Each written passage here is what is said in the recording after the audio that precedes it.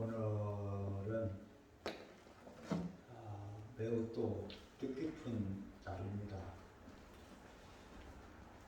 매년 10월 31일, 매년 10월 31일은 종교개혁일입니다. 그래서 매년 10월 마지막 주일은 종교개혁주일로 우리가 지킵니다. 이 말은 무슨 말이냐면, 우리가 교회력, 다시 말하면 교회 달력, 교회력을 말할 때에 성탄절에서부터 시작해서 추수감사절까지 어떻게 보면 예수님의 생애를 중심으로 해서 절기를 나누었어요. 그러니까 우리가 자연 현상을 보고 절기를 나눈 것이 아니라 예수님께서 탄생하시고 어떻게 사셨고 무슨 일이 있었고 그것을 중심으로 해서 우리가 1년 달력을 절기를 정한 거예요. 그랬는데 그 안에 10월 마지막 주에 또 이 종교개혁주일이 있어요. 이 종교개혁주일은 어떻게 보면 절기에 들어가는 것은 맞지 않아요. 예수님의 생애하고는 연관이 없는 부분이니까. 그런데 그럼에도 불구하고 우리 한국 교회가 또는 세계 교회가 10월 마지막 주일을 이 종교개혁주일로 예배를 드린다 하는 데에는 그만한 이유가 있는 거예요. 다시 말하면은 마르틴 루터가 1500년, 1519년 그 시대에 지금으로부터 500년 전이잖아요. 500여 년 전에 마르틴 루터가 종교개혁을 일으켰을 때에 그때 이 마르틴 루터의 마음에는 불타는 어떤 그 사명감, 하나님의 손에 이끌린 그 불타는 마음을 가지고 종교개혁을 일으켰는데, 그때가 이 중세시대 때에 그 권력이, 그때는 전제주의 시대지만은 그때는 이 교황권, 그냥 요즘 말로 하면 천주교의 그 힘이 나라의 힘보다도 더 크던 때도 있었고, 그래서 나라의 왕을, 예를 들어서 영국 왕을 교황이 임명을 했어요. 프랑스의 왕을 교황이 임명을 했어요. 그만큼 천주교의 힘이 박강하던 그런 때죠. 그런 때에 그 천주교에 대항해서 싸운다는 것은, 여러분, 이거는 죽음을 각오하지 않고는 안 되는 일이고, 그 권력의 앞에 놓고 볼 때에 마르틴 루터는 그야말로 바위에, 계란으로 바위를 치는 것과도 똑같은 그런 시기입니다. 근데 이때는 우리가 잘 알다시피 로마 교황청이 권력이 있다 보니, 권력이 박강하고 하니까 때문에 이 엄청 타락한 거예요. 너무너무 타락해가지고 요즘 말로 하면은 이 신부들을 세습시켰어요. 이거 신부는 장가도 안 가고 그런데 세습시키고 자기들이 임으로 신부를 임명하고 세우고 하는 그런 일들을 하고, 그것들이 요즘 말로 하면 그 집단적 이미지로 해가지고 막 그 나라의 늑골을 빼먹듯이 그냥 그 모든 권력을 힘입어서 그냥 세금을 탈취하고 수많은 이권을 쟁취하고 했던 그런 시대입니다. 그래서 그런 그 이면에 또 종교적으로 그 세금을 거두어가지고, 세금을 거두는데 어떻게 거뒀어요? 우리가 잘 고등학교 때 배웠던 것처럼 면죄부를 판매하지 않았습니까? 거기다가 여러 가지 형상들을 만들어서 돈이 그것 이제 면제부를 파는 것도 돈 있는 사람, 권력 있는 사람은 조금 더 많이 볼 수 있게 하고 조금 더 많이 만질 수 있게. 예를 들어서 어떤 뭐 모세의 그 용품이다 해가지고 뭘 하나 만들어 갖고 이것을 만지는 사람은 효험이 있다 이거예요. 병에서 고침을 받는다든가 자기의 소원이 이루어진다든가 이런 효험이 있다 이거예요. 그래서 이거 만지는데 500만 원. 그런데 돈 있는 사람들은 1000만 원 내고 놈들은 3초 만지고 할 것을 예를 들어서 1000만 원 내고 막 1억씩 내고 한 1분 동안 만진다든가 이렇게 하고 그렇게 이 로마 권세 지금 말로 하면 천주교입니다. 이 천주교 이름이 우리나라에서는 천주교라고 하거든요. 로마 교회입니다. 이 얼마만큼 이 천주교 로마 교황청이 부패했고 타락했는가 하는 것을 말해주는 거죠. 그러한 때에 마르틴 루터가 종교개혁을 일으킨 거예요. 그런데 온통 그때 당시로 생각해보세요. 온통 시뻘건 그 밭에서 한 젊은 청년이 일어나가지고 한 젊은 사제가 일어나서 이것은 하나님의 말씀에 옳지 않다 해가지고 종교개혁을 한다고 일어서서 할 때에 얼마나 많은 사람이 호응을 했겠고 또 얼마나 많은 힘을 얻었겠어요. 그러니까 10중 8구는 다 도망가는 그런 시대예요. 그런 때에 마르틴 루터가 생명을 걸고 이 종교개혁을 외쳐가지고 그래서 그 루터로부터 시작해가지고 많은 사람들이 지지하고 진짜 이게 하루아침에 이루어지는 거야. 100년 이상 가는 거야. 종교개혁 하는 것이 이게 1, 20년 만에 하는 게 아니야. 그렇게 해서 종교개혁을 일으켰습니다. 그 마르틴 루터가 종교개혁을 일으킨 그 3대 표현은 내가 여러분에게 수차례 걸쳐서 설교를 했어요. 오직 하나님의 은총으로, 오직 성서 하나님의 말씀으로, 오직 믿음으로. 이 종교개혁의 모토입니다. 여기에 대해서는 또 다음에 가서 말씀드리고 오늘은 조금 더 세부적으로 우리 한국 교회가 이 절기에다가 종교개혁주의를 이렇게 넣어놨다라는 것은 우리 교회들이 종교개혁이 갖는 의미를 늘 더 마음에 새기고 우리는 천주교가 아니라 개신교로서 개혁주의적인 이 가치관을 가지고 살아야 하고 그런 교회를 세워가야 합니다. 그래서 오늘 말씀의 제목도 개혁교회를 이루자. 우리는 개혁교회, 우리 개신교는 교회 자체가 출발할 때부터 뭐라고요? 프로테스탄트, 개혁하는 교회, 개신교. 그래서 프로테스탄트, 개혁하는 교회. 근데 교회가 이 개혁하는 힘을 잃어버리면 어떻게 됩니까? 천주교와 똑같아지는 것이고 타락한 종교가 되는 것이고 타락한 교회가 되는 거예요. 이제 우리가 교회를 개혁하고 하는 것은 이제 하나님의 말씀에 기초해서 가는데 오늘 말씀에 보면 19절 말씀에 참 놀라운 말씀입니다. 이런 말씀에 그러므로 이제부터 너희는 외인도 아니요 나그네도 아니요 오직 성도들과 동일한 시민이요 하나님의 권속이라. 이 말은 그때 당시 이제 다시 이제 거꾸로 또 사도 바울 때로 올라가면은 사도 바울 시대에는 어떤 종교가 자리를 하고 있었어요? 그때는 어떤 종교야? 500년 전에는 천주교가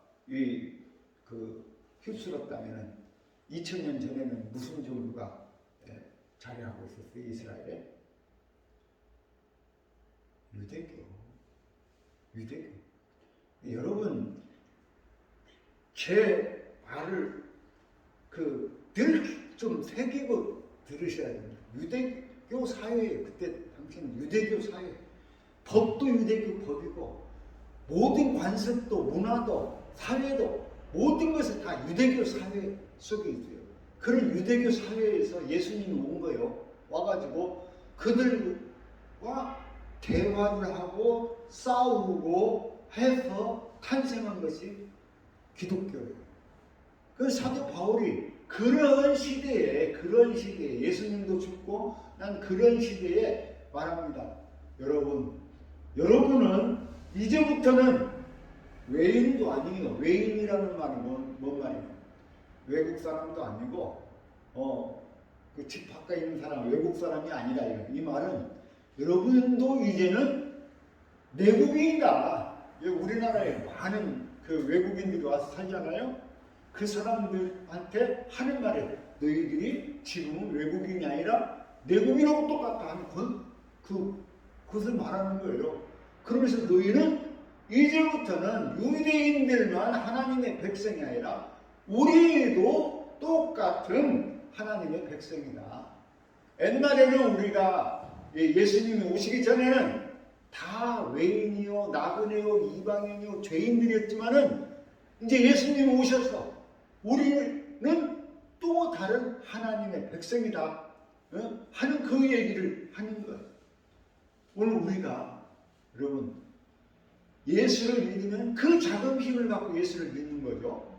그래서 우리 교회는 누구나가 유대인들이나 뭐 권세 있는 자들만 그 특권층만 하나님의 백성이 아니라 이제 낮고 천한 모든 사람이 다 이제는 예수 그리스도의 보혈의 은총으로 다 하나님의 백성이 됐다 하는 그 말이에요.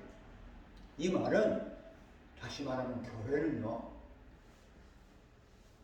남녀노소 지위고하를 막론하고 우리는 모두가 다 평등하다. 모두가 다 하나님의 백성이다. 그래서 신앙생활을 100년을 했건 신앙생활을 하루를 했건 어떤 사람이든지 간에 교회에 오면은 다 한 형제 자매고 다 똑같은 하나님의 백성이다라는 이런 선언이에요. 오늘 우리 한국 교회가 정말 생각해야 돼요. 여러분 잘 아시겠지만은 불과 50년, 100년 전만 해도 유럽이나 또는 미국, 특히 미국 같은 데는요, 지금도 마찬가지입니다. 여러분, 미국이 평등사회라고 말하지만 이 세상에서 미국만큼 파벌이 있고 족벌이 있고 인종차별이 있고 하는 나라는요, 이 세계에 없어요.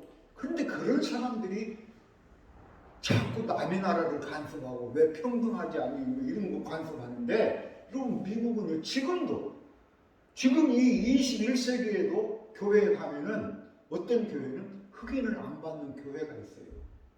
네? 여러분 그런 교회는요, 교회가 아니죠. 다시 말하면 교회는 남녀노소 신분 계층 상관없이 누구나가 다 하나님의 백성으로 부름을 받은 자리예요. 그런데 그것을 깨뜨릴 수 있는 법이 어디 있어요? 미국 사람들은 정말 그 가치관이 좀 의심받는 그런 거예요.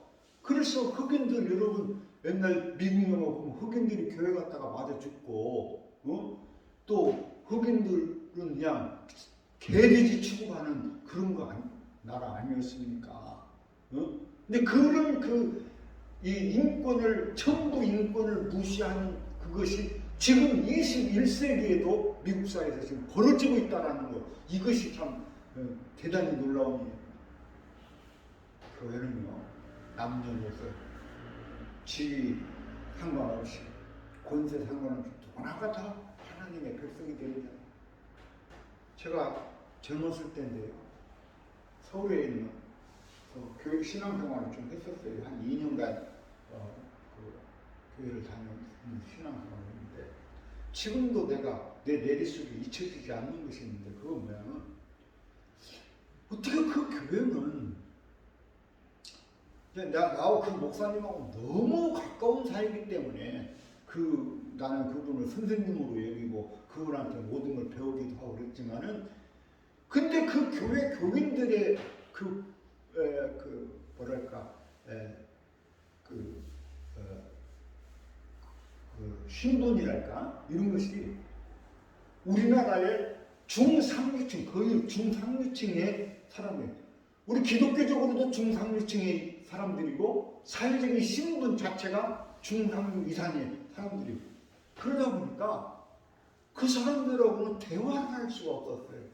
교회 가서 나는 죽으라고 봉사를 하고 막 굳은 얘기 짓궂은 얘기 모든 건 내가 다 했는데 근데 그 사람들을 보면 왠지 우러러 보게 되고 그리고 그 사람들하고는 도대체 가까이 갈 수 없는 뭔가 그런 위험이 있고 막 그래요. 그래서 그러니까 지금으로부터 50여 년 전인데 그때 당시에 집에 가면 여러분 한겨울에요. 한겨울에 신방을 갔는데 그 목사님 대접한다고 과일이 나오는데 그때 당시에 포도가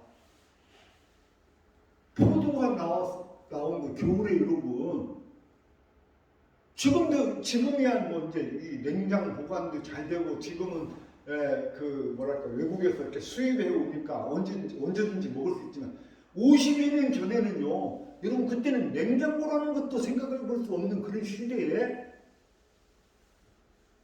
포도가 나왔어. 그러니까 그 사회적 신분이 나름대로는 높은 거예요. 그래서 그 사람들하고 이렇게 대화를 하고 함께 어울린다라는 것이 너무나도 어렵고 힘든 일이었어요. 그래서 지금도 제가 생각할 때 왜 그 교회는 그런 엘리트들만 교회를 다녔는가 하는 그런 생각이 들어요. 여러분 남녀노소 교회는 누구나가 다 나와서 환영받고 함께 손을 잡고 함께 어우러지는 그런 교회가 되어야 합니다. 이것이 개혁교회의 진정한 모습이고 그리스도인의 진정한 모습입니다. 사랑하는 성도 여러분, 오늘 우리들도 마찬가지입니다. 우리 안에서도 또 다른 어떤 그런 계층 간의 의식을 갖고 있다면 여러분 그것을 떨쳐버릴 수 있기를 바랍니다. 응? 어떤 사람이 내가 전에도 말씀드렸지만 허름한 농민의 복장으로 가니까 사람을 뭐 이렇게 얕잡아보고 낮춰서 보고 함부로 하는 그런 그 시대는 이미 지나갔어요. 여러분 남녀노소 누구나가 다 교회에서는 환영받고 사랑받고 함께 해야 하는 그런 존재들이라는 것을 여러분 아실 수 있기를 바랍니다. 그래서 말하는 거예요. 너희는 이제부터는 이제 소외도 받지 말아라 이거야. 외인도 아니고 나그네도 아니고 오직 성도들과 동일한 시민이고 하나님의 백성이다 이렇게 선언하는 그 다음에는요 우리 교회가 회복되어야 될 게 첫째는 교회의 구성원들의 평등의식이 있어야 되는 것이 두 번째는 목사들입니다. 목사가 제 얼굴에 침 받는 얘기지만은 나는 우리 한국교회 교인들이 좀 수준이 높았으면 좋겠어. 수준이 좀 높아야 되는데 뭔 말을 들으면은 그냥 그대로 현혹돼가지고 속아 넘어가 버려. 목사가 말 잘하고 이렇게 하면은 속아 넘어가. 좀 내가 솔직한 얘기로 말하면은 제가 이렇게 설교를 이렇게 작성을 하려면 남의 설교를 많이 봐야 돼요. 그리고 이렇게 저렇게 참고할 것들을 많이 봐요. 보는데 솔직히 보다 보면은 가슴이 꽉 막히는 거예요. 꽉 막히는. 왜 막히냐? 오늘 주신 본문의 말씀과 너무 맞지 않는 얘기들을 만들어내는 거예요. 오늘 이제 19절 말씀 내가 아까 해석했었잖아요. 19절 이 말씀 뭐예요? 교회 안에서는, 예수 안에서는 우리 모두가 다 하나라는 거, 높고 낮음이 없다라는 그런 선언인데, 이것을 또 이상하게 뒤틀어서 해석하려면 그 밑에 보면 이런 거예요. 너희는 사도들과 선지자들의 터 위에 세우심을 입은 자라 그리스도 예수께서 친히 모퉁이돌이 되셨느니라. 이 말은 무슨 말이에요? 자, 강 목사가 저절로 생겨났어요. 강 목사가 목사가 되기까지는 신학도 공부하고 뭐 해야 되지만 궁극적으로는 우리 선배 목사들이 나를 안수해서 목사가 된 거예요. 응? 목사 저절로 된 거, 공부 잘해서 된 거 아니에요. 공부도 해야 됐지만은 그 선배 목사들이 나를 안수해서 목사가 된 거예요. 그 선배는 그 선배 목사, 그 위에 이렇게 쭉 올라가면 어디까지 올라가요? 사도들까지 가는 거예요. 사도 그 위에 예수님께 가는 거예요. 그러니까 다시 말하면 이 전통은 강 목사는 누가 그 목사의 머리냐? 예수님이 위에 머리예요. 그러니까 우리는 사도들의 전통을 받았어요. 사도들, 여기 말하는 사도들과 선지자들의 터 위에 세워졌다. 강 목사가 똑똑해서 잘나서 세운 것이 아니라 사도들과 선지자들의 터 위에 세워진 거예요. 여러분 이거 잘 알아야 돼요. 그러면 근데 사도들과 선지자들의 터 위에 세웠지만은 그 모퉁이 돌이 누구냐? 예수님이 모퉁이 돌이 돼서 그 터를 만들었어요.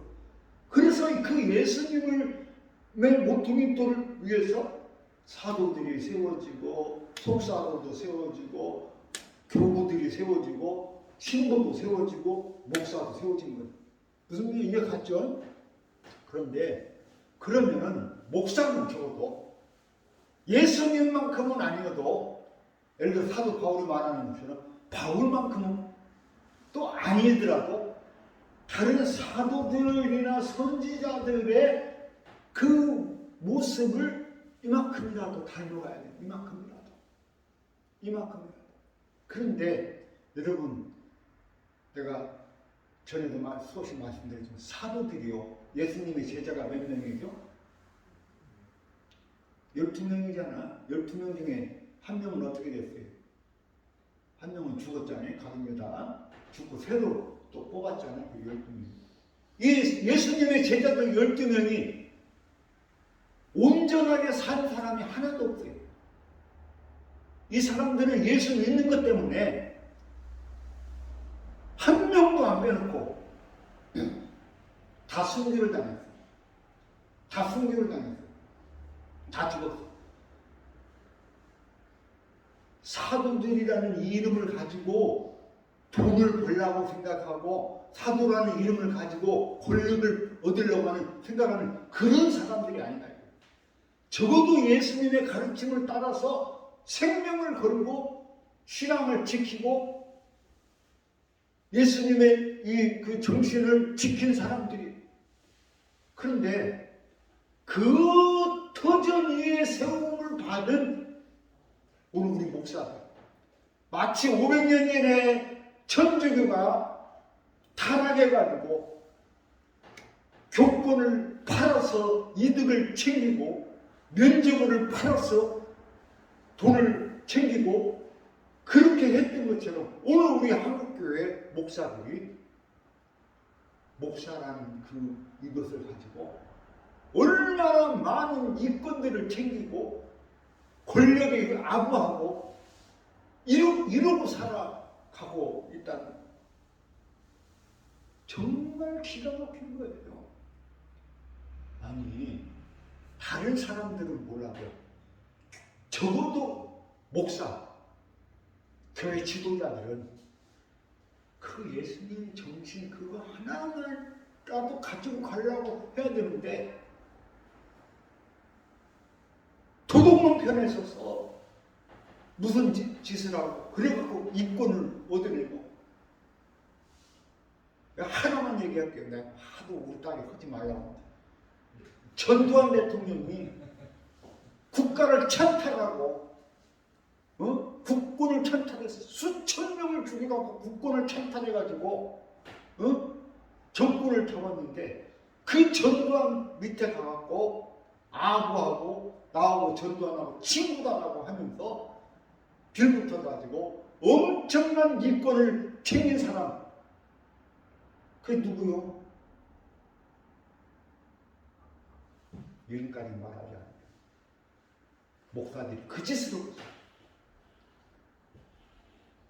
윤석열이 그 무당 그 구대 가지고 왕자 써놓고 그리고 그냥 그 뭔 이상한 사이비 불교가 뭐 이상한 정 오는 사람 그걸 쫓아다니는 그 윤석열이를 기독교 지도자들이 몽땅 떼거지로 모여서 지지한다는 거예요. 정신이 나갔어요. 여러분 좀 내가 목사로서 내 얼굴에 침대는 얘기지만은 목사가 정말 사도들과 선지자들의 터 위에서 그걸 알아야 돼. 네, 여러분 우리가 근본적으로 한국 기독교는 이미 자본주의에 젖어버린 사람들이라 이렇게 타락했어요. 그래서 한국 교회는 한국 사회의 그 추한 모습이 그대로 있는 것을 볼 때에 참으로 부끄럽습니다. 오늘 우리 교회는 최소한 그런 정신을 가질 수 있겠다. 하나 광고 같은 얘기지만 제가 내일 모레 고일날 성주에 갑니다. 상주가 뭐예요? 상주하면 여러분 떠오르는 뭐예요? 상주 수성이 그 사두. 사두는 우리나라에 필요가 하나도 필요가 없는 데인데 미국의 권력에 의해서 그 심어졌는데 그 주민들이 지금도 반대하는 대목을 하고 있는데 이 그 사드 기지를 보강하는 공사를 하고 있어요. 그거 반대하는데 전라북도에서 제가 지역에 내가 우리 교회 협의회 총무인데 몇 사람 같이 가서 기도회 좀 하자고 하는데 갈 사람이 별로 없어요. 네 사람 목사들 넷이서 갑니다. 그쪽에서는 전라도에서 그 경상북도잖아요. 전라도에서 목사님도 온다니까 너무 환영을 하는데 정말 목사가 자기가 생명을 걸고 예수님을 위해서 싸우지는 못할지라도 죽지는 않더라도 돈의 시녀가 돼가지고 권력의 시녀가 돼가지고 하는 이런 짓을 하지 말아야죠. 한국 교회에 지금 교회 지도자들의 정체성이 의심받는 이런 때입니다. 여러분들도 난 과감히 말합니다. 목사가 설교 잘못하면은 말 잘못하면은 이율배반적인 얘기하면은 여러분 얘기하세요. 벌떡 일어나서 나와버리세요. 그래야지 목사들이 정신을 차리지. 거짓말하고 성경을 곡해하고 하나님 말씀을 곡해해서 하는 거. 여러분 그런 데서 갖고 아멘. 목사들이 잘못이지만은 성도들도 제발 그렇게 현혹되지 말길 바랍니다. 마지막으로는 제가 늘 말씀을 드리지만 오늘 이 21절 말씀에서 연결되고 22절 이렇게 나옵니다. 그의 안에서 건물마다 서로 연결하여 주 안에서 성전이 되어가고 너희도 성령 안에서 하나님의 것이 그 아실 처소가 되기 하며 그래서 예수 안에서 함께 지어져 가느니라. 뭐예요? 교회는요 공동체를 이루어야 돼. 공동체성을 잃어버리면 교회 정치가 없는 거예요. 그러니까 그때부터 누가 잘못되냐? 목사가 잘못돼. 공동체성이 회복되지 않으면 목사의 탐욕이 눈뜨게 시작합니다. 그래서 모든 것이 목사의 재산이 되고 목사의 돈이 되고 돈을 위한 일을 하게 되고 이렇게 되는 거예요. 여러분 좀 말씀드리지만 우리 교회 공동체에 따르는 분이 없어서 나도 힘들지만 그러나 끝끝내 제가 말씀드려요. 우리 교회 공동체를 이뤄야 돼요. 그거는 우리가 서로 다 내 있는 살림 다 갖다 부숴가지고 어떤 이렇게 하자 그런 거예요. 적어도 우리가 무언가는 하나 우리 모두가 희망하는 또는 우리 모두가 계획하고 좋아하는 해야 할 만한 일을 찾아서 우리가 하는 거예요. 그것을 찾는 거예요. 그럴 때 비로소 교회가 좌로나 우로나 치우치지 않고 한 길로 갈 수가 있어요. 공동체성이 깨지는 순간 교회의 생명도 깨집니다. 그런데 보니까 오늘 말씀에 그가 그의 안에서 건물마다 서로 연결해서 안 집사님 건물, 김 집사님 건물 다 연결돼가지고 하나가 되는 거예요. 그래서 우리가 하다못해 서로가 일하기 어렵고 노동력을 상실하고 병이 오고 아프고 그랬을 때 하다못해 고구마라도 나눠 먹을 수 있는 그런 그 공동체.